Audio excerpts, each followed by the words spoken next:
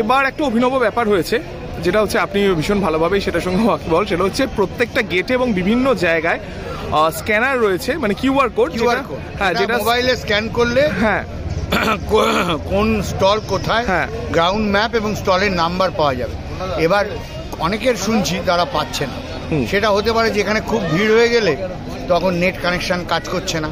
তো আপনি যদি স্ক্যান করে রাখেন, বাড়িতে গিয়ে ওটাকে ডাউনলোড করে নেবেন, করে নিয়ে তখন দেখে নেবেন। আর তাছাড়া আর কি করা যাবে, কারণ বইমেলাতে বরাবরই একটা ইন্টারনেটের একটা ইস্যুস থেকে থাকে। দেখুন, ইন্টারনেটের ইস্যু এবার অনেক কম।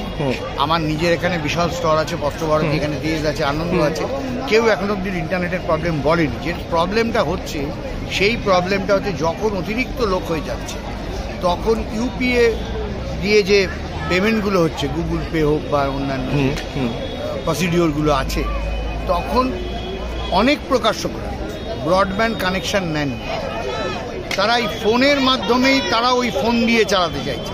কিন্তু এখানে যখন প্রচুর লক্ষ লক্ষ লোক এসে আছে, তখন ব্যান্ডউইথটা ডাউন হয়ে গেলে সার্ভার কাজ করছে না, এবং তখন এই প্রবলেমটা হচ্ছে। এটা কিছু কিছু ক্ষেত্রে জানতে পারছি, কিন্তু বড় বা মাঝারি স্তর এখনো পর্যন্ত আমাদের কমপ্লেন করেনি। মানে আমি নিজে জানি আমার স্টলে প্রচুর মানুষ ইউপিএ কার্ড ইস্যু করছে, এখনো অব্দি একটাও ইস্যু আমার কাছে আসে বা ডেজে আসে, কিন্তু কিছু কিছু স্টলে হচ্ছে যারা ব্রডব্যান্ড নেন।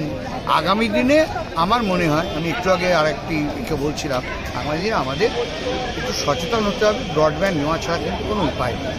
সারা বইমেলার ব্রডব্যান্ডের তার পড়ে আছে, বিভিন্ন প্যাকেজ আছে, যদি সবাই নেয় তাহলে দামটাও কমে যাবে। এবার সবাই নিচ্ছে না বলে ওরা দামটা বেশি করে রেখেছে। বাংলার আওয়াজ, বাঙালির আবেগ, জি 24 ঘন্টা।